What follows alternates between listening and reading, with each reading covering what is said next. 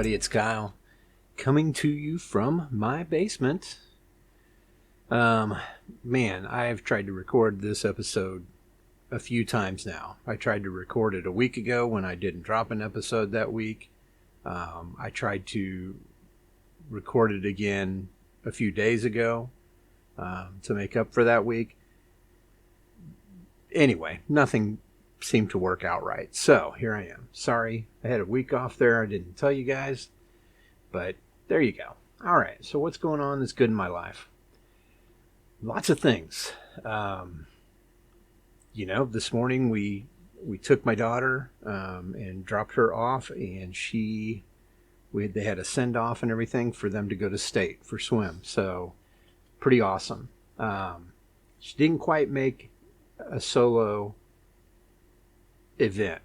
It's hard. It's very hard to make a solo event. I mean, you have to be one of the top, I don't even remember how many in the whole state, and it's difficult, So that's not happening. So she is an alternate, and hopefully we'll be swimming in one of the relay events too. So, still pretty cool to be able to go to state. So I'm happy for her. But yeah, that was a real fun event because, we took and dropped her off. They had a shortened practice.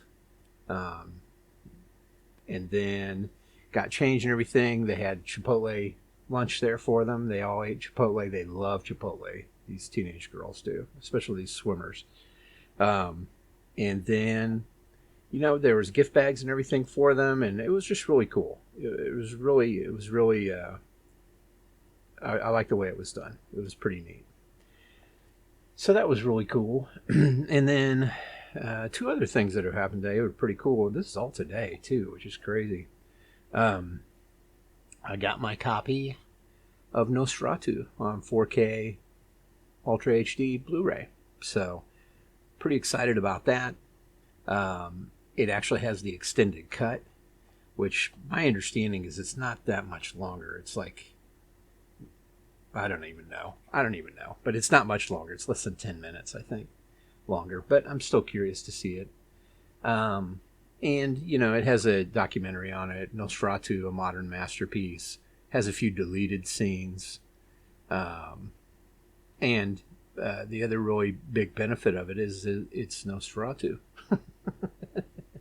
I love that movie. I thought it was really great, and I'm excited to watch it again and to be able to kind of pause and take a look at things, go back and look at things, because there's a lot going on in there that I know I missed. I know that for a fact. And then, last but certainly not least, I helped to kickstart a pair of smart glasses, AI smart glasses. These ones are a little different. So the most common ones you're seeing out there right now are the Ray-Ban ones. They had a commercial during the Super Bowl with Chris Hemsworth, and I can't remember the other Chris guy. He used to be in Parks and Rec, and he's also Star-Lord. Anyway, doesn't matter. But yeah, those are pretty cool. They're more for content creators for social media, because they have cameras built into them. The thing with the camera that bothered me is just, I don't know, man. I don't know if I'm ready for people walking around with cameras in their glasses like that. Mainstream, anyway, personally. It would be kind of cool to be able to just snap a picture, like that, but I can pull my phone out and do that, so who cares? But what these do are a couple different things. They actually have microphones and earphones built in, so it's kind of a down-firing speaker towards your ear, kind of quiet. And so there's that aspect. You can ask questions that you can actually translate in real time, which is pretty crazy. And the way that happens is not like a lot of other smart glasses you may have seen in the past, where they kind of project something onto the lens of the glasses. What this does is there's actually a little tiny micro LED monitor that's up by the right side. And when you have the glasses on and that monitor's on, and you look up to see, or you look up to turn it on, or however, or you actually, there's a ring that you can wear, and you can turn it on from there and navigate and all that stuff, or you can use the side of the glasses. But whenever the screen comes on and you're using it, it looks like it's about a 3.5-inch screen. It looks pretty big. So it is only the green LED light, but again, it's not constantly projecting to you. It's only when you ask it to. It can do a lot of different things. You can record notes. You can do translating on the go. You can just ask the AI questions and it'll find answers for you. And there's a zillion other things you can do with it. And yes, you can use them as headphones for music and podcasts and stuff. And you can also hear when the AI is talking back to you when you ask it something. There's a lot of cool things, man. I'll put a link to the Kickstarter thing in the notes, and you can check that out and see what you think. But I mean, that's a pretty big day, to be honest with you. It's pretty exciting, though. I mean, I'm always excited to try new tech, and this is certainly right up my alley. So the more I know about it, the more you guys will know about it, whether you like it or not. All right. And then the other stuff that's going great right now is the eBay stuff, the reseller stuff is going really well. We've found some real gems within the last few weeks. And just to tell you a couple of them that are pretty interesting, I found an Abby Cadabby coffee mug from Sesame Street. It's worth $50. I mean, I paid like $1 for it or less. And yeah, that thing is selling for $50 on eBay, and it is selling. It's not something that's going to sit around forever. It'll sell pretty quick. I found a lot of jeans. I learned a little bit about selvage jeans. I'm not sure if you guys are familiar with that, but that's where they, when they did denim jeans before, they kind of wrap a piece all the way around. Well, selvage jeans, they actually stitch two pieces front and back together to create the jeans. It's a little bit different. They're better made, supposedly. And I believe I found a couple pairs of those, so we'll have to check that out. I found some really interesting clothes when I went out on President's Day. I had the day off, and I went on President's Day and to a place that was doing, I think it was 50% off all clothing that day. So got a little crazy there. The other cool thing, I went to another one of those bin deals where they have the giant bins. It's a City Thrift brand one. But I found some crazy things there too, man. Primarily two big board games. One is eluding me on the internet. I cannot find anybody selling it or buying it. So it's a very rare game. It is a board game that's about, racing, car racing. So, it's a strange one.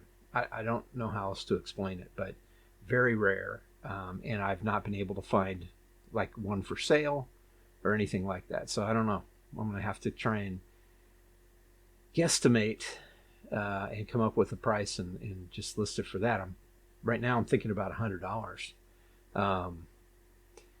And it's funny because it cost me about $1.75. So, and then the other one I found there is called Atmosphere, which is ATMOSFEAR. And that is a DVD board game. This one's the Gatekeeper edition, so one of the first ones. And yeah, I mean, again, $1.75 for that sucker, and it sells for about $55. So pretty amazing. Lots of other little ones that I found too that are really great deals, and should bring in some money. And we've sold a few things recently that have been really pretty awesome too, and so that's been a lot of fun. Getting excited about that and seeing how things are going. There's a Microsoft Streets and Trips 2011 DVD-ROM that I sold, which you might be asking, why would you do that? Some people still do use that software. obviously. And yeah, it's pretty cool that I was able to get that and to you know, get it out to somebody who needs it. But I think that thing cost me like $1.50, and I sell it for like $45. I think I ended it. That's the highest profit we've had so far on something. I think we made like $38 on it, which is crazy after shipping and boxes and all that stuff. About $38 off a purchase for $1.50. So pretty cool stuff. Anyway, I will get off the subject of the reseller stuff and get on to what I'm into right now. So music. What am I into music wise? There's a lot of things actually. I do have the Electric Six, the Fire album. It's a reissuing of that. I don't think it's actually ever been on vinyl, to be honest with you. But they're doing some crazy thing just like Electric Six will, and they're calling it their 21st anniversary edition because I guess it was 21 years ago when that first album came out by them. It's a great record, by the way. If you've not listened to it, I highly recommend it. I recommend any Electric Six album, but yeah, Fire 21st anniversary remaster on vinyl. So that'll be here a little bit over a week. So a week and 2 days from now. So I'm excited about that one coming. Other than that, nothing really new. I've found a few things here and there. I'm trying to remember what record I found. Gosh, there was one I just got to. I can't remember. I don't know. I'll figure it out and let you guys know. But yeah, I'm excited about that Electric Six. I'm excited about that De La Soul. I mean, there's not really much else that I'm all that interested in. Record Store Day just doesn't seem like it's got much for me this year again, which is frustrating because I really love Record Store Day. And yeah, that's a real bummer. I mean, there's the B-52's self-titled record that's on there. Black Sabbath's Eternal Idol, which is one I want to say I have that on cassette. I want to say that's from like maybe 87, 88. It's okay. I mean, it's not my favorite stuff of theirs, but it's all right. I don't think it's something I'm going to be paying a lot of money for, though. So, and a lot of times these are a little pricey. So, let's see, what else was it that I saw in there? Yeah, Collective Soul had some stuff. There just wasn't really a lot. Cop Shoot Cop, I did see that. Cop Shoot Cop. And then there is the Head on the Door, which is a Cure record, but it's a picture disc. So that's out. That's a little interesting. There is 2 7-inch vinyls from De La Soul also. I'm not a big single. They're just singles. I'm not a big singles guy. I'll be honest with you. Then Dokken has Beast from the East, their live album. I am interested in that. I'm going to try and explore that one for sure. Duran Duran, they had the Danse Macabre Deluxe version coming. And then the Dwarves, Sunshine, Lollipops, and Rainbows. That is a real funky record cover. I have the original record that they kind of. This is like unreleased tracks that came out before Blood, Guts, and Pussy record, which is the one I have. Yeah, they're just collector's items. I mean, there's nothing really. Music's okay. It's pretty weak punk rock, in my opinion, but I don't know. Interesting nonetheless. I may have to take a good look at that one, just because it'll be worth something. And then David Gilmour, Romany Gilmour, his daughter. There's a Between 2 Points, a 12-inch single from them. That's kind of interesting. I didn't really see much else that I'm really interested in. It's kind of a bummer. I mean, this is a prime time to release stuff. Ice-T, yeah, the Power album, they have some rarities. A new Power Rarities album coming out. I don't know about that. I'm not too interested in that. The Jayhawks have an album on there, which is pretty cool. Joy Wave, 10th anniversary of How Do You Feel Now, which is a great record. Yeah, if you've never really listened to that one. Geddy Lee's got a Lost Demos solo album on there. I'm sorry, I'm just kind of looking through them. There's Nick Mason's Saucer Full of Secrets, Echoes Live, a 12-inch single. I don't know. Motley Crue has Smoking in the Boys' Room, Home Sweet Home, two-sided single. Not too much on that one either. Oasis, I could really care less about Oasis. Anderson .Paak has a single, Come Down. Again, singles, man. I'm just not the biggest fan of them, to be honest with you. Alan Parsons Project, it's the iRobot, the works in progress there. Pixies has Bossa Nova Trompe la Main live from Europe, and that's from 2023, I believe. Post Malone has one. He is actually the spokesman for Record Store Day this year, which is pretty cool. But he has a tribute to Nirvana album. I mean, he's okay. I don't know. I might be interested in that. It's really hard to say.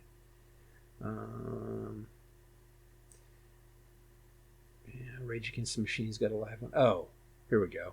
Lou Reed's Metal Machine Music. I'm laughing because if you've ever heard that record, you'd know why I was laughing. It's a... Sometimes that record's that album's hardly bearable. I mean, I really don't know how else to put it. It's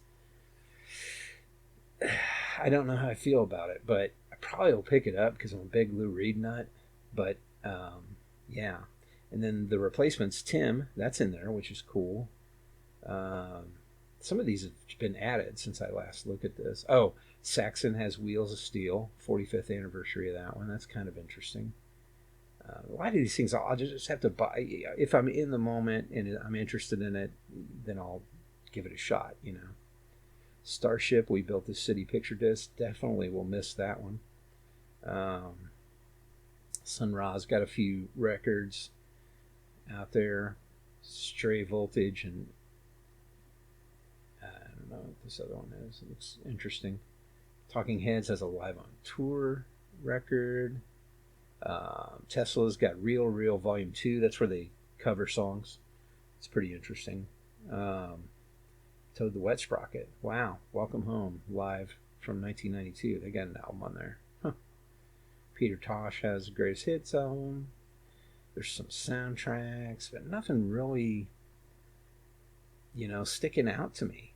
I mean, nothing where I'm like, I gotta have that. Really, the only one I can think of where I'm like that is I really want to get that Dawkins, that Beast from the East album. I'm excited about that one. Yeah, Roger Waters, Dark Side of the Moon, Redux live. Yeah, I have the actual album of the Redux, and it's good. I don't know about live. I think I'll take a big pass on that one. I love Roger Waters, but he also is kind of annoying. Young Thug's got Barter 6. That's on there. That's really it. I mean, there's Warren Zevon has Piano Fighter, Giant Ears. That's like 4 records. Wow, 4 LPs. I don't know. But anyway, so I mean, I'll go check it out and all that stuff. And there's a few things I might be interested in, but I mean, it's not end all be all. Oh my God, look, I can't wait for this to be here, because there's just nothing on there that really strikes me other than that Dawkins live album, which I'm not a big live album guy either. So it's kind of weird. That's enough about music though. Okay. What have I been watching? We finished Somebody Somewhere, which again, guys, I will tell you, you really want to check that out.